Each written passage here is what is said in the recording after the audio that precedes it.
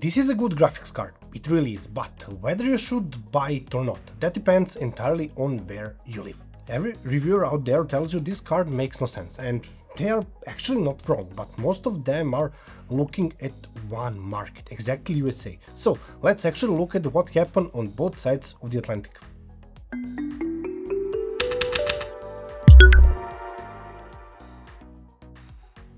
Okay, before we get into real numbers, let me quickly explain what this card actually is for you, for me, and for all, because the name is little misleading.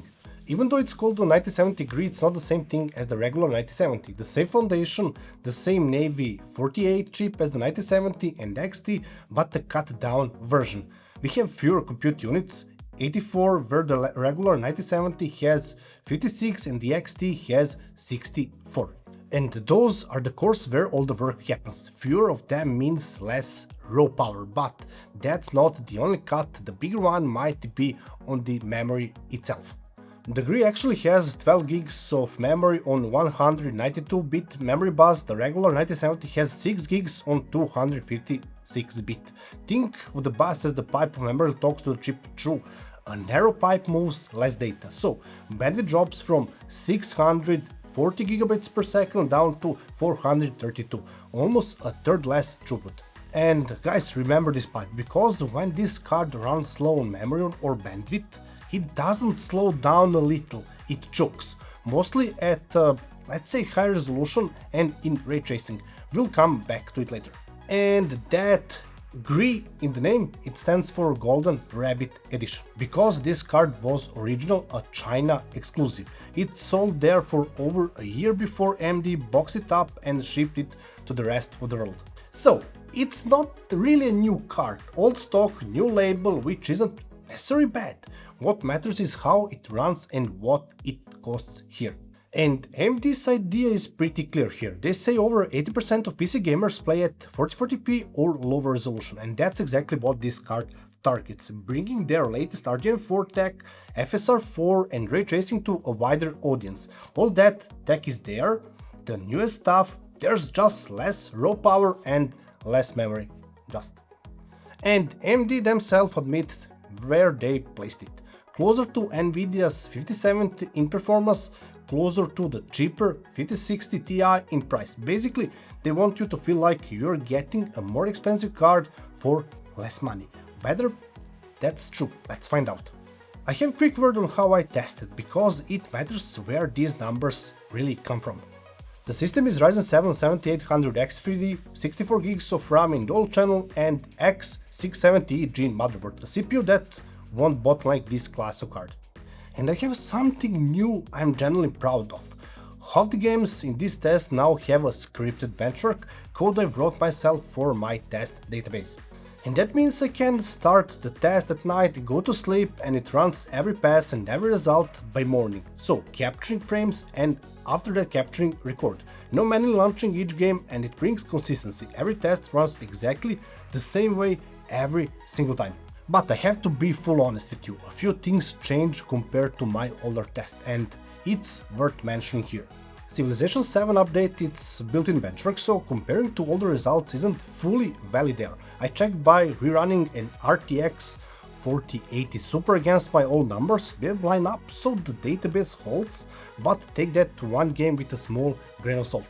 And Marvel Rivals now has a far more accurate benchmark than before. So those numbers are more reliable. And F124 dropped out of the test, its anti-cheat won't allow the RTS overlay I use for measuring, and the game kept crashing anyway, with or without it, so no point forcing something that won't give reliable results. And one more important thing about measuring, all results were captured using CapFrameX and present one. And probably you ask, why does that matter? Because CapFrameX measures frame at the point in the pipeline where they should be actually measured, unlike RTSS and MSI Afterburner, which do it elsewhere. That gives me much more accurate 1% lows, and those are the numbers that I really care about the most, because they tell you how smooth a game actually feels, not just how fast it is on average. All in all, 15 games per resolution, tested at 4K, 4040p and 1080p or Full HD in both rasterization and ray tracing. Let's look at the numbers. Okay, let's start with rasterization. Classic rendering, no ray tracing, no upscaling technology. And we begin at 4040p because that's the resolution AMD built this card for. We'll go through every single game here. And first, the average across all 15 games, the GRE pulls around 140 frames, that puts it right next to the RTX 4070 Super behind the RTX 5070 at 130 and clearly behind the full 9070 at 140. On the raw average, middle of the pack. But an average is just an average. Let's go through each game because the picture isn't the same everywhere.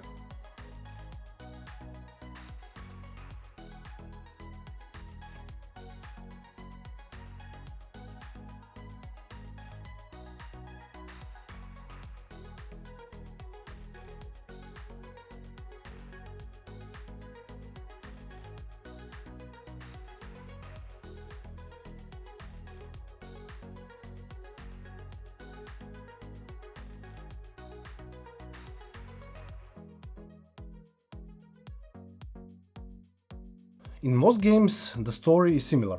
The GRE trails the 5070 by a reasonable margin, a few frames behind. Sometimes it's nearly 10 behind on average, but on 1% low it stays surprisingly close, like in Dragon Age Veilguard. And in some games the GRE actually beats the 5070. In Horizon Zero Dawn Remaster and God of War Ragnarok, look, the GRE has both a higher average and better 1% low. That's where AMD's optimization does its job. But there's another side. Mario Rivals and Civilization 7 are games where the GRE falls seriously behind. In Civilization 7, nearly 60 frames behind the 5070, those titles just run better on Nvidia. And now we come to the most interesting part in this review, the reason I love measuring 1% lows. Let's look at it live, at 4K where it shows best. God of War Ragnarok at 4K, the RTX 5070 has a higher average, 94 to 87. On paper, Nvidia wins here. But look at 1% low, the number that shows how far a card drops in its hardest moments. The GRE holds 76, the RTX 5070 drops to 60, 16 frames apart in AMD's favor. And you can see it with your own eyes. Even though the 5070 has a higher average, it's better card, it has better ray tracing, the image on it can stutter where the GRE stays smooth. AMD delivers a calmer, more stable picture here, and you feel that more than a couple of average frames in this game. Okay, but I'm not going to price it blindly. The card has a bad side too, and I have to show it to you. The Callisto Protocol also 4K. The GRE has a solid average 85 frames, but 1% low drops to 27. The RTX 5070 holds 70 there. And do you remember that narrow memory pipe from the start? This is it. In some games that GRE hits that fall and the image stutters really hard. Despite the good average, it's not the rule, but it happens and you need to know before you buy this card. As far for the 4K average, the GRE sits around 64 frames, again next to the 4070 Super. The card can do 4K, but it wasn't built for it, and that's where the memory shortage shows most. And the latest 1080p or Full HD, where memory isn't the issue, it flies, nearly 155 frames. But let's be real, this is an overkill card for Full HD. Buying just for the resolution would be a waste. So, in rasterization, the picture is pretty clear. The average, the GRE sits behind its rivals almost everywhere, but in how steadily it holds the image, how smooth it is, it can genuinely surprise you. And so far we have seen a card that can surprise you. Now we get to the part where honestly there are no surprises, and where that narrow memory pipe you see gets its revenge, ray tracing. At 4040p with ray tracing, the GRE pulls around 54 frames on average, and it's last in the group, behind the 5070, behind the full 9070, even behind the RTX 4070 supercard. And at 4K with ray tracing it gets even tougher.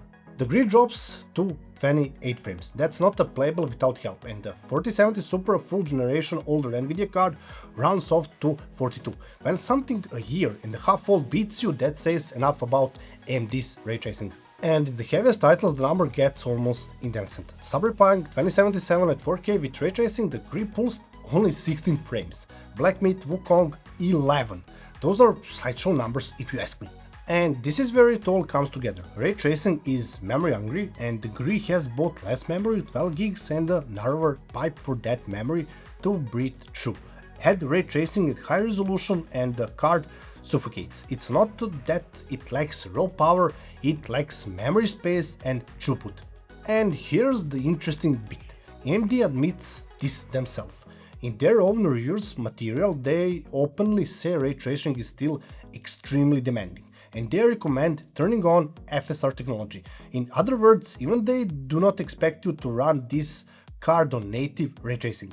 And FSR really does save the day. With FSR 4 upscaling and fake frames generation, those same titles barely pulling 30 frames suddenly across 100 mark. AMD's tech is generally good now, and realistically that's how you will play games in future. But that's exactly why for now you won't see upscaling results in this test, and I want to explain why, because it's not random. I haven't found a fair way to compare FSR and DLSS yet, because they are not the same thing. FSR made a great leap with its 4th iteration. I have talked about this before in RX 9060 review, but it still traces DLSS, especially in motion. DLSS is still a step ahead there. And so, what's the problem? If I just show raw numbers at you, AMD will often look better. It will give you more frames, but those frames come with a worse image. You would say AMD is faster, and that wouldn't be the whole truth, because you get more FPS, it's true, but a weaker picture, especially in motion. I would be comparing two things that aren't the same.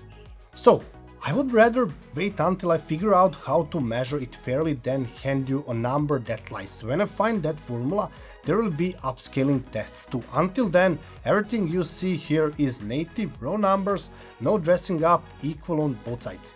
So, if ray tracing is your main reason to buy, this isn't a card for you. There are better options for it, even cheaper and older ones. And used, of course. The GRE is a rasterization card that tolerates ray tracing with FSR scalp rather than chasing it.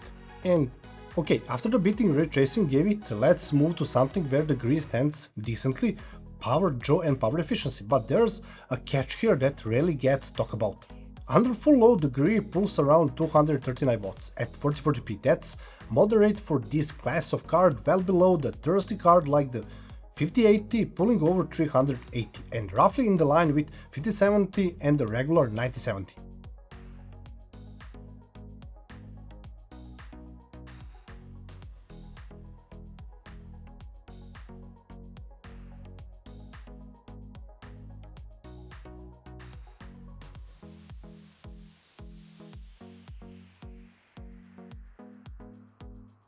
And now the part this whole review is really about, price, because here's the thing, everyone glosses over this card is completely different deal depending on which side of the Atlantic you are on. Officially the GRE launched at $549 and globally every reviewer agrees on one thing.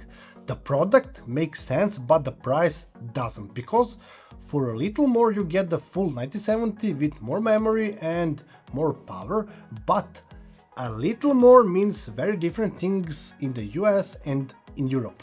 So let's look at both markets properly. Real street price, not just MSRP. Let's say fake MSRP. Okay, let's start with the United States. The GRE sits around $559 and here it's actually well placed. It's cheaper than the full 9070 at $600, cheaper than RTX 5070 at $640, cheaper than 9070 XT. The only thing below it is the 9060 XT. And cost per frame backs that up. At 4040p the GRE is at $4.91 per frame, basically tied with RTX 5070 at $4.93, actually here better. At Full HD, same story, GRE 3.63 versus the 5070's 3.70. The only card clearly beating it on value is the full 9070. So in the US, the GRE is generally fine. It's priced sensibly, it goes toe to toe with 5070 on value, and if the full 9070 is out of stock or a bit over budget, the GRE can be reasonable pick here. I wouldn't talk anyone out of either. But across the Atlantic, in the Europe, and the whole thing changes very quickly. In Europe, the GRE sits at 590 euros and look at how tight that is. The RTX 5070 is same, €1 cheaper, the full 9070 is €600, €9 more. The GRE is squeezed into the narrowest possible gap between a cheaper Nvidia card and stronger AMD one. And in cost per frame in Europe, that squeeze shows. At 4040p on GRE is €5.18 per frame, while the full 9070 is at 4.26. The 9070 XT is at 4.27, the 5070 is at 4.58. The GRE is 5th out of the 6. At 4K, same. At 1080p, same. Second to last on every single resolution.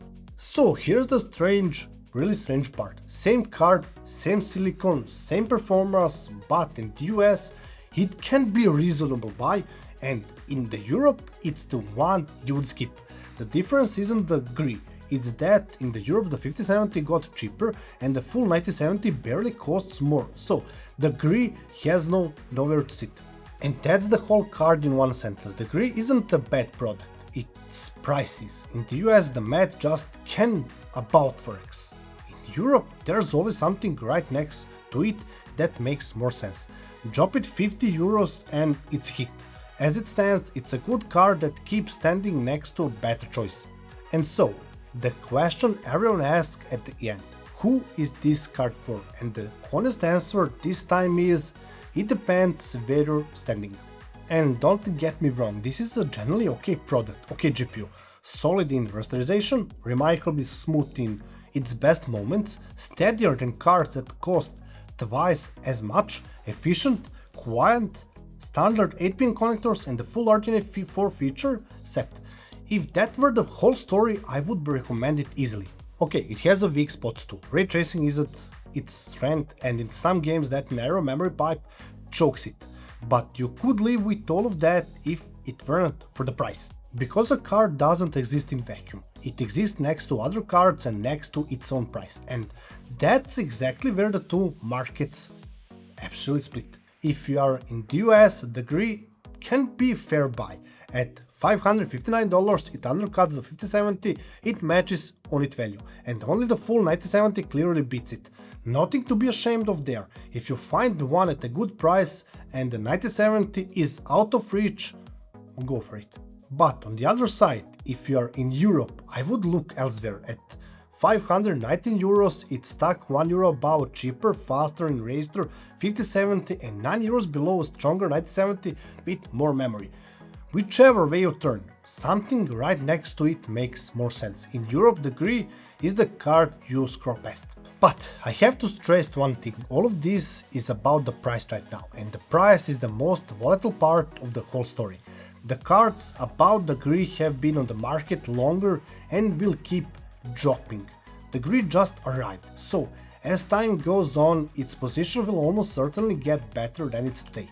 And that's the problem with every GPU review, mine included. If the GRE drops $100 tomorrow, this conclusion is out of date. That's why I'm building something I'm genuinely proud of.